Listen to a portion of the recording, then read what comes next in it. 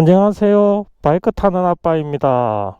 저는 지금 밀양댐에 와 있습니다. 매번 맑을 때만 와봤는데 비 오고 나서 온 거는 오늘이 처음인데 풍경이 경이롭습니다.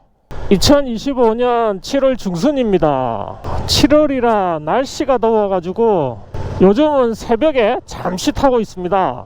오늘도 집에서 새벽 5시에 나왔어요. 2~3시간 바짝 타고 더워지기 전에 집에 들어가고 있습니다. 그래서 멀리를 못 가요. 부산 인근에만 다니고 있는데 오늘은 밀양댐을 거쳐서 도래제 배내고개를 지나서 집으로 갈 계획입니다. 오늘 멋진 풍경을 보면서 할 얘기는 NT1100 안드로이드 오토에 대해서 얘기해 보려고 합니다. 원래 제가 안드로이드 오토를 사용을 안 했습니다. 핸드폰으로 지도 보고 핸드폰으로 음악 듣고 하면 되니까 굳이 이게 필요 없더라고요. 근데 점점점 멀리 가고 모르는 길을 가다 보니까 지도 맵을 봐야 되잖아요. 핸드폰이 핸들에 달려 있어요.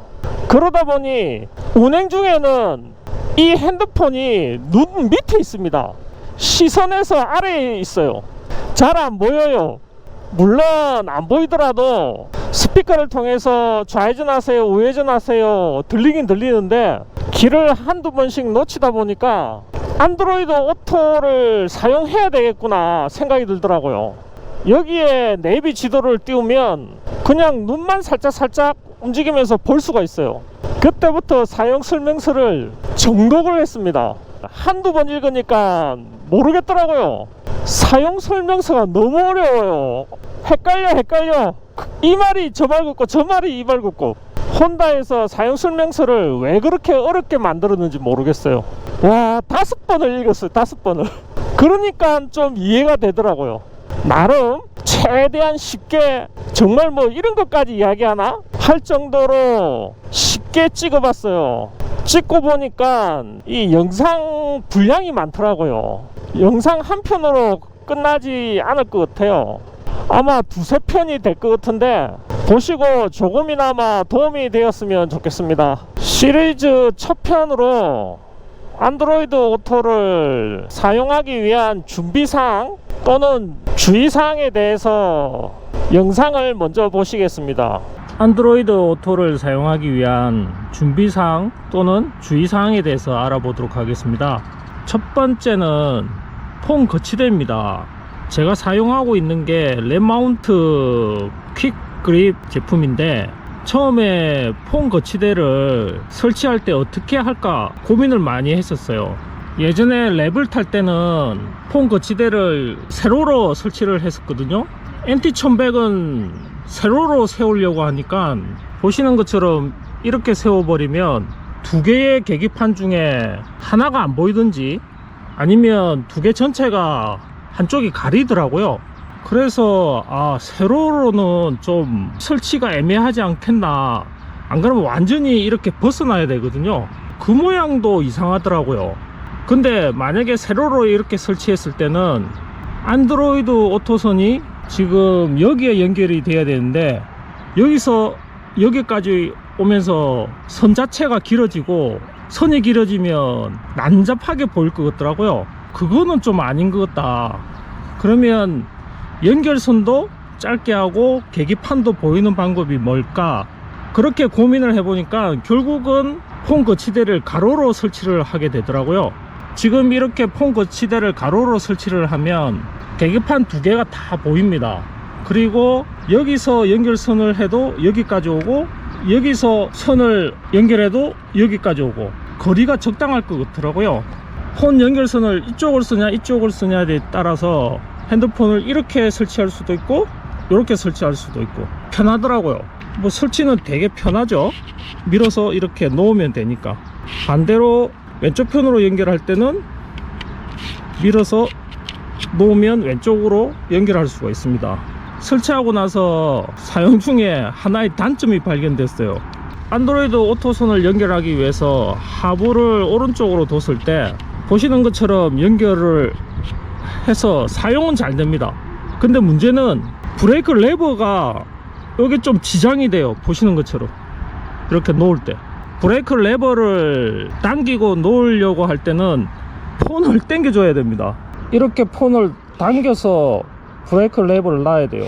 반대로 브레이크 레버를 당기려고 할 때는 똑같이 당겨서 당겨야 됩니다. 제일 귀찮을 때가 경사길에 브레이크 레버를 당기고 내려야 되는데, 이 경사길이다 보니까 앞바퀴 브레이크를 잡고 있거든요. 근데 이걸 못 놓겠더라고. 그래서 리어 브레이크를 밟고 최대한 빨리 당기는 방향으로 하고 있습니다. 저처럼 이런 실수를 하지 않으시려면 이 폰 거치대를 약간 더 왼쪽으로 설치를 하시면 될 것 같아요. 저도 다시 해체해서 왼쪽으로 이동을 시키면 되는데 솔직히 귀찮아서 안 하고 있어요. 두 번째로는 안드로이드 오토 연결선입니다. 인터넷에 검색을 하실 때 안드로이드 오토 연결선 하면 정말 많은 선들이 나옵니다. 그 중에 제일 중요시 여길 거는 뭐냐면, 이게 연결선이 충전만 되는 선이 있고요, 데이터 전송이 가능한 선이 있어요. 데이터 전송이 가능한 선은 충전도 되고 데이터도 전송이 되고 이런데, 어떤 거는 데이터 전송이 가능하다고 하는데 실제로 사용해 보니까 충전만 되더라고요. 폰을 구입할 때 주는 정품 충전선입니다. 이거는 충전도 되고 데이터도 전송이 됩니다. 근데 문제는 보시는 것처럼 사용하기 위해서 연결을 할 때 선이 되게 지저분해집니다.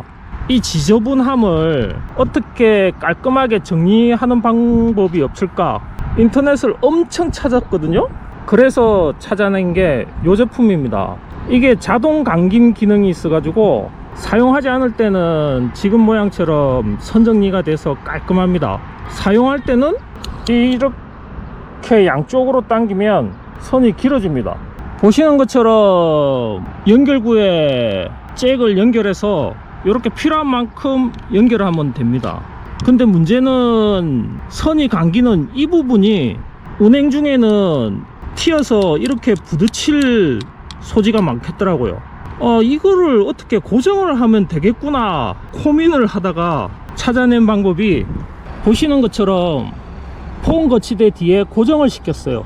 고정시켜 놓고 선만 이렇게 뽑았으면 되니까.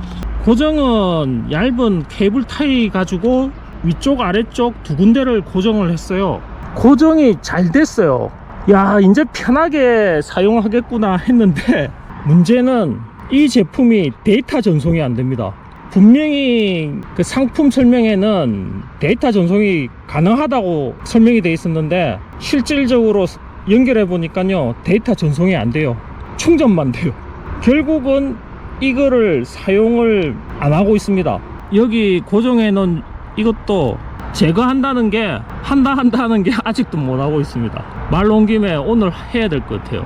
그래서 또 고민을 했죠. 선 정리가 되면서 데이터 전송도 가능한 안드로이드 오토 연결선은 없을까. 그래서 찾아낸 게 지금 보시는 이 제품입니다. 인터넷에 맥도도 코일 C타입이라고 검색하시면 엄청 많이 나옵니다.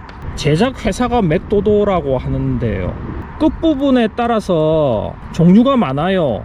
C형이 2개 달린 것도 있고 USB 타입이 2개 달린 것도 있고, 하여튼 종류가 엄청 많습니다. 안드로이드를 사용하기 위해서는 한쪽은 USB 타입, 한쪽은 C형 타입, 요거를 선택해서 구입을 했습니다. 확실히 지금 여기 고정해 놓은 연결선하고는 선 두께가 틀립니다. 데이터를 전송을 하려면 선이 굵어야 되는 거는 맞는 것 같아요. 그리고 보시는 것처럼 코일처럼 감겨져 있어요. 필요한 만큼 이렇게 늘어납니다. 이 제품을 찾았을 때 우와 소리 질렀어요. 진짜 며칠을 찾았거든요. 이 제품을 설치를 해보면 USB를 연결하고 C타입을 연결하면 딱 요 모양이 됩니다. 선이 되게 깔끔해져요. 지저분하게 치렁치렁 되지도 않고 딱 필요한 만큼 됩니다. 핸들을 돌렸을 때도 전혀 이상 없이 연결되어 있습니다. 이 제품 정말 좋습니다. 참고로 핸드폰을 충전만 할 때 쓰는 C가 잭, 자동 감기 C타입, 충전기입니다. 여기 보시는 게 ACC 소켓인데 이렇게 장착을 하면 됩니다. 이 제품도 자동 감김 기능이 있어 가지고 사용 안 할 때는 선 정리가 깔끔하게 됩니다. 그러다가 필요할 때 뽑아서 연결해 주면 됩니다. 길이는 생각보다 깁니다. 사용한 데는 전혀 지장 없는 길입니다. 사용하지 않을 때는 당겨서 이렇게 넣어주면 됩니다. 랩을 탈 때 그때부터 사용했던 제품인데 정말 만족하게 사용하고 있습니다. 충전만 할 때는 시거잭을 사용하고 안드로이드 오토를 사용할 때는 또도 제품만 연결해서 사용하고 있습니다. 이쪽 저쪽 필요할 때 선택해서 사용하니까 편해요. 세 번째로는 폰에 안드로이드 오토 앱을 최신 버전으로 설치해 주시면 됩니다. 최신 버전이 지나가니까 업그레이드 하라고 자꾸 창이 떠요. 그 창에 업그레이드 안 하면 안드로이드 오토를 사용할 수 없다는 메시지가 있더라고요. 그래서 저는 안드로이드 오토 앱 업그레이드는 그때그때 해주고 있습니다.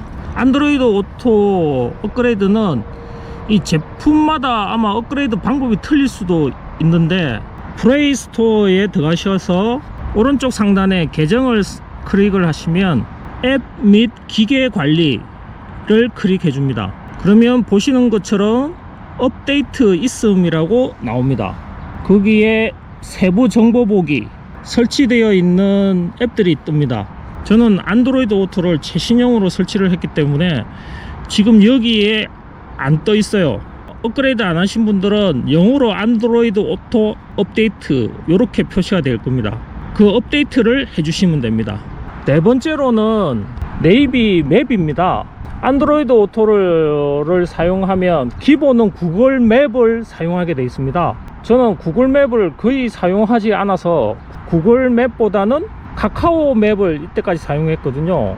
그게 경유지 지정도 5가지인가 할 수 있어 가지고 되게 사용하기 편하더라고요. 근데 NT1100의 안드로이드 오토는 사용할 수 있는 맵이 딱 정해져 있습니다. 구글 맵, T맵, 카카오 내비 이렇게 사용을 할 수 있습니다. 카카오 맵이 있고 카카오 내비가 있습니다. 앱이 다릅니다. 안드로이드 오토에 카카오 맵 그거는 연결이 안 됩니다. 아무리 연결을 하려고 해도 인식을 못 하더라고요.